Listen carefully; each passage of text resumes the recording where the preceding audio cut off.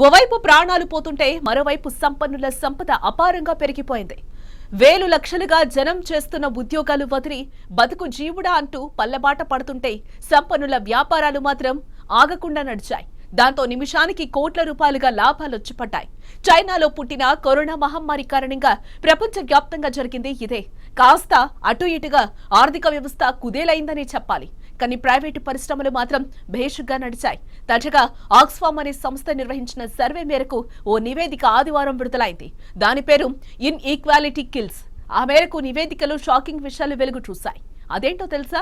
4 సెకండ్లకో నిరుపేద చనిపోతుంటే రోజుకో కుబేరుడు పుట్టుకొచ్చారు. ప్రపంచాన్ని చుట్టుముట్టిన కోవిడ్ మహమ్మారి ప్రపంచ కుబేరులను మరింత సంపన్నులను చేసిందని, కానీ మరింత ఎక్కువ మంది జనాన్ని పేదలుగా మార్చిందని ఆక్స్ఫామ్ సంస్థ చెప్తోంది. దావోస్ లో ప్రపంచ ఆర్థిక వేదిక వరల్డ్ ఎకనామిక్ ఫోరం సదస్సు ప్రారంభానికి ముందు ప్రపంచ అసమానతలపై ఆక్స్ఫామ్ తన అధ్యయన నివేదికను విడుదల చేయటం పరిపాటి. ప్రపంచంలో పేదల ఆదాయాలు మరింతగా పడిపోవటం రోజుకు 21,000 మంది మరణాలకు దారితీసిందని ఆ స్వచ్ఛంద సంస్థ తన తాజా నివేదికతో వెల్లడించింది. సగటున 4 సెకండ్లకు ఒక మరణం సంభవిస్తోందని తెలిపింది. ఈ మహమ్మారి కాలంలో దాదాపు రోజుకు 1 బిలియనీర్ చొప్పున పుట్టుకొచ్చారు. మరోవైపు లాక్డౌన్లు, అంతర్జాతీయ వాణిజ్యం పడిపోవటం, పర్యాటక రంగం దిగజారిపోవటం వల్ల ప్రపంచ జనాభాలో 99% మంది పరిస్థితి దారుణంగా ఉంది. దాని ఫలితంగా కొత్తగా 16 కోట్ల మంది జనం పేదరికంలో కూరుకుపోయారు అని Oxfam Great Britain chief executive Danny Sriskandarajah వివరించారు. చైనాలో అతి సంపన్నులపై జనంలో అసహనం పెరిగిపోతోంది. బిలియనీర్ల సంపద ప్రదర్శనపై జనం చిర్రెత్తిపోతున్నారు. ఈ కష్టకాలంలో ప్రపంచవ్యాప్తంగా ప్రతిరోజు 1 బిలియనీర్ ఆవిర్భవించినట్టు నివేదిక చెప్తోంది. కోవిడ్ కాలంలో ప్రపంచంలో అగ్రస్థాయి 10 మంది సంపన్నుల ఆదాయం మొత్తం 2020 మార్చి నుంచి రెట్టింపుకు పైగా పెరిగిందని ఆక్స్ఫామ్ నివేదిక వివరించింది. సాధారణంగా స్విట్జర్లాండ్ లో ప్రఖ్యాత స్కీ రిసార్ట్ కేంద్రం దావోస్ లో జరిగే ఈ సదస్సుకు వేలాది మంది కార్పొరేట్, రాజకీయ నాయకులు, సెలబ్రిటీలు, ఉద్యమకారులు, ఆర్థికవేత్తలు, పాత్రికేయులు హాజరవుతూ ఉంటారు. అయితే ఈసారి కూడా సదస్సు వర్చువల్ గా జరిగింది. ఇలా వరుసగా 2వ ఏడాది కూడా ఆన్లైన్ లో సదస్సు జరుగుతోంది. ఎప్పట్లా దావోస్ లో సదస్సు నిర్వహించాలన్న ప్రణాళికలను ఒమిక్రాన్ వేరియంట్ వ్యాప్తి అడ్డుకుంది.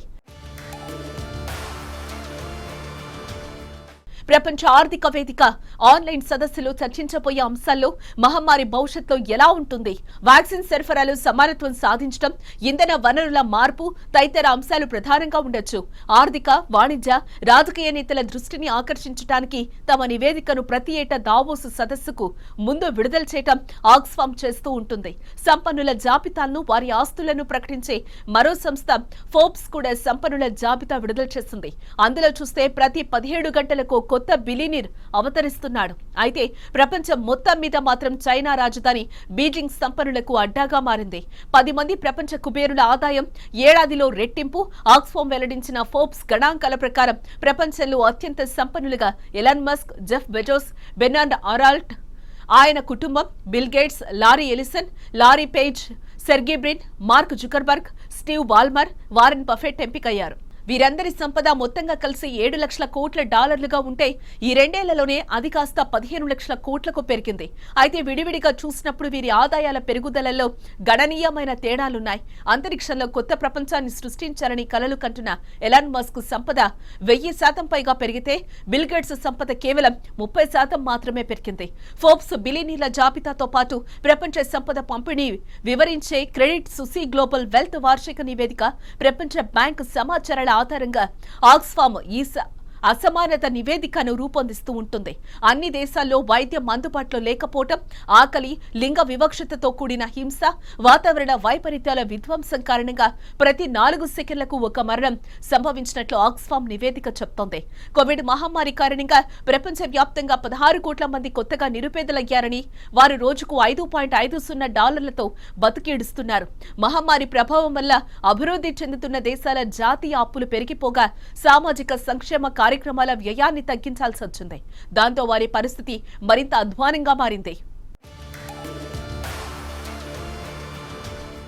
ప్రపంచవ్యాప్తంగా మహిళా ఉద్యోగుల సంఖ్య 2019తో పోలిస్తే ఇప్పుడు 1,30,00,000 మంది తగ్గిపోయింది. 2 కోట్ల మందికి పైగా బాలికలు మళ్లీ బడికి వెళ్లే పరిస్థితి లేదు. దాంతో బాల్య వివాహాలు చేసే తల్లిదండ్రులు పెరిగిపోయారు.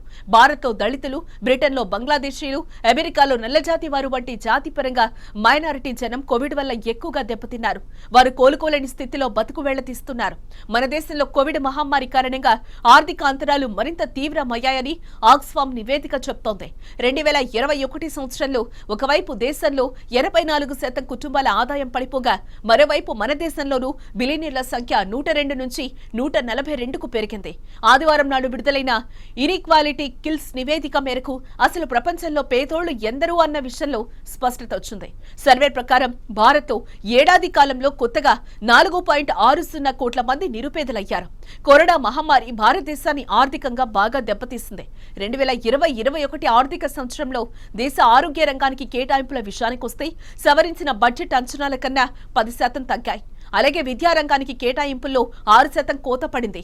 సామాజిక భద్రతా పథకాలకు మొత్తం కేంద్ర బడ్జెట్లో కేటాయింపులు 1.5% నుంచి 6%కి పడిపోయినట్లు ఆక్స్ఫామ్ వెల్లడించింది.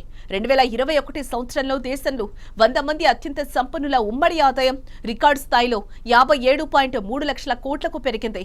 అదే ఏడాది జాతీయ సంపదలో జనాభాలో అట్టడుగున ఉన్న 50% ప్రజల వాటా కేవలం 6%గానే ఉందని వివరించింది.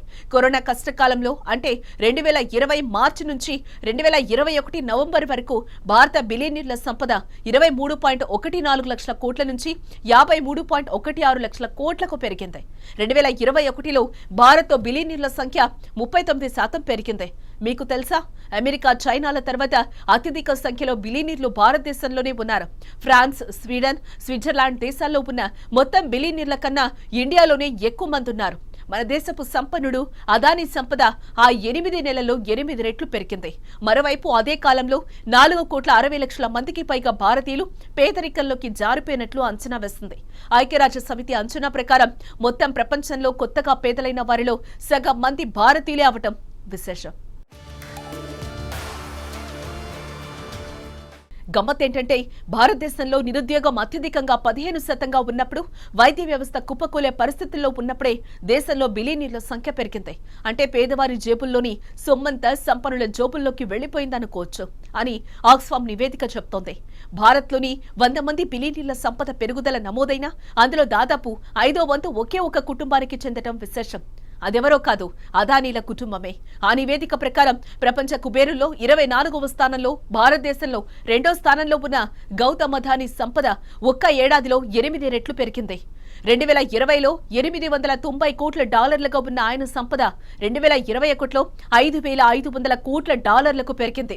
ఫోర్బ్స్ రియల్ టైమ్ డేటా ప్రకారం 2021 నవంబర్ 24వ తేదీ నాటికి అదానీ సంపద $8,220 కోట్ల ఉంది.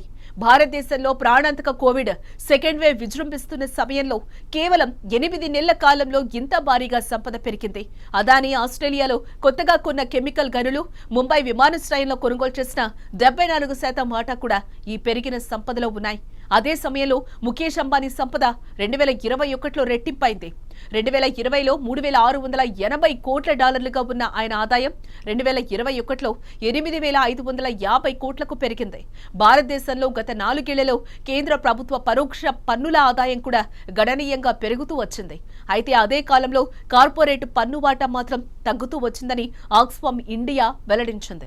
కరోనా కోరల్లో చిక్కుకుని విలవిల్లాడుతున్న పేదలు, మధ్యతరగతి వారు ఎక్కువ పన్నులు చెల్లిస్తుంటే సంపన్నులు మాత్రం తమ న్యాయమైన వాటా పన్నులు చెల్లించకుండా మరింతగా సంపదను కూడబెట్టుకుంటున్నారు.